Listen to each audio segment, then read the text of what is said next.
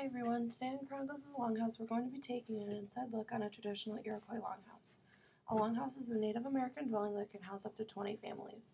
The longhouses are usually 20 feet wide and anywhere from 40 to 50 feet long. The inside of the longhouse was separated by two levels. The first level was reserved as a sleeping area for the families. The second level was the storage area for the families' belongings and their food.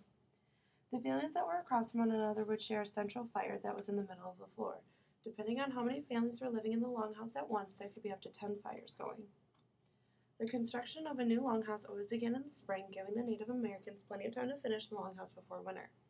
Because of the size of the longhouses, the villages were usually permanent unless the village was under attack and the Iroquois needed to move to a different place for defense purposes, or the soil was no longer suitable for farming. This usually happened every 20 years or so. The women were often the ones who would find the materials and help build the longhouses. There were openings over the fire pit so that the smoke from the fire pit would leave the longhouse, and these were known as smoke holes. The longhouse was a place for families to come together. Because the Native Americans were a matrilineal society, once a couple marries, the man would join the woman's longhouse and become part of her clan. If you were to walk into a longhouse, depending on the time, you would most likely find some kind of meat being cooked over one of the fires. The meat would be cooked, and whatever was not eaten would be dried for winter when the food would be scarce. Other women would be making woven baskets, beadwork, wampum, jewelry, moccasins, and clothing. Most of these activities took place inside the longhouse, and all of the women of that longhouse would be working at the same time. In a lot of ways, the longhouse was the center of life for the Iroquois. Their entire life was centered around the longhouse, and their day-to-day activities often included something in or around that.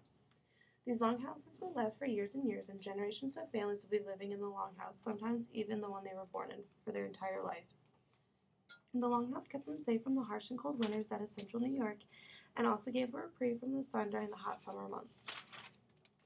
The longhouse was the center of a lot of cultural things in Iroquois life.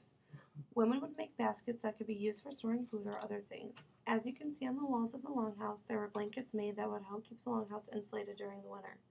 Also, it would be very typical to see corn hanging from above. This allowed the corn to be dried and used at a later time. The corn would also be used to make moccasins to keep their feet dry during the wet parts of the year. When the men returned from hunting, the women would skin the animal and chop up the meat to either be eaten or dried for later. The furs of the animals were oftentimes used as clothing or as blankets to keep the Iroquois warm at night. They slept on wood with a thin mat on top made of corn, and then the fur was put on top of them to keep them warm. The fur was usually deer, bear, or bison fur. This picture here shows the ladder that helped the Iroquois reach whatever they chose to store on the top bunk. The top bunk was used as storage and the bottom half was used as a sleeping area. Wampum would also be found in the longhouse. The wampum would be used to tell stories, or they would represent a treaty of some sort. The wampum was very important in Iroquois culture and was often kept in the longhouse. More specifically, the treaties were probably kept in the longhouse of the chief of that tribe. As you can see, the longhouse is a cultural center for Iroquois life.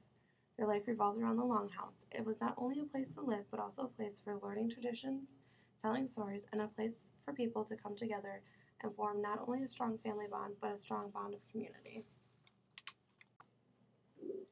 Hello, my name is Brittany Google, and I am going to be speaking about the Iroquois Longhouse, specifically about the culture behind it, the materials used to make the structure, what you could find in it, and why it is important to Native Americans. The Iroquois Native Americans actually called themselves Haudenosaunee, which means people of the Longhouse. Longhouses are good homes for people who intend to stay in the same place for a long time. This was a suitable shelter for the Iroquois because they were a farming-based society, and farming is a time-consuming occupation. A longhouse was designed to hold a large number of families. By combining families, the Iroquois not only helped build a sense of community and tribe, but also helped to stretch out their natural resources. The Iroquois Longhouse was named this way because the actual building was longer than it was wide. A typical longhouse was approximately 15 to 20 feet in height, 20 feet in width, including the door opening, and could be anywhere between 40 to 50 feet long. As with all Native American tribes, the Iroquois used what was in nature to build the longhouse. Most of these materials came from the forest and the animals that lived there. To make the frame, they stuck 4 large poles in the ground where the corners of the longhouse would be, and then they continued the framework from there. The Iroquois tied or lashed their buildings together with long strips of bark or with ropes made by braiding strips of bark. When the bark is fresh and wet, it is flexible and can be wound around poles and posts to tie them together.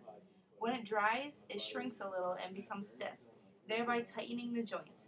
The framework of the longhouse was covered with sheets of bark. The Iroquois were located primarily in New York State and had access to large amounts of elm bark. This made a good material for building the Iroquois longhouses because it was durable and provided decent resistance against the rain and cold.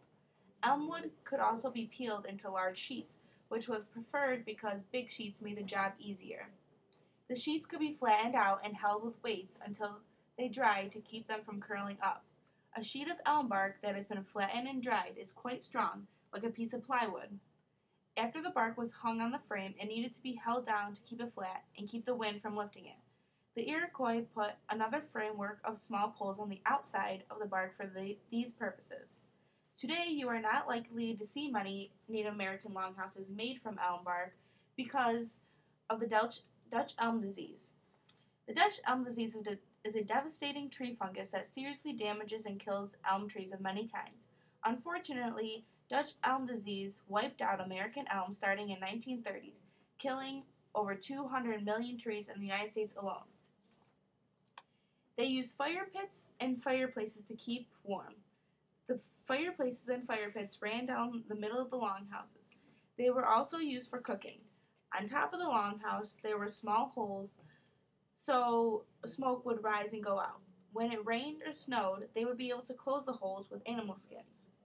The Native Americans stored a lot of things in their longhouse. Strings of corn, squash, and other foods were hung to dry. The foods hung from rafters and storage racks. There were two platforms, a top platform which was used for storage and a bottom platform which was used as a bed or a seating area. The bed was covered with corn husk mats and then skins and furs. Usually there was a door at each end of the longhouse to enter and exit from. Above the door of each longhouse was carved or painted the symbol that represented the clan of the people who lived inside. When visitors came to the village, they would know right away what clan lived in the longhouse. For example, if there was a turtle painted above the doorway, it would mean people of the Turtle Clan lived in that particular longhouse. The clan system is very important because it helps to keep people unified and maintain peace. The longhouse was a main aspect of the Iroquois culture because they were born in their houses and had funerals outside of their houses. They ate and slept and had fires in their house and cooked.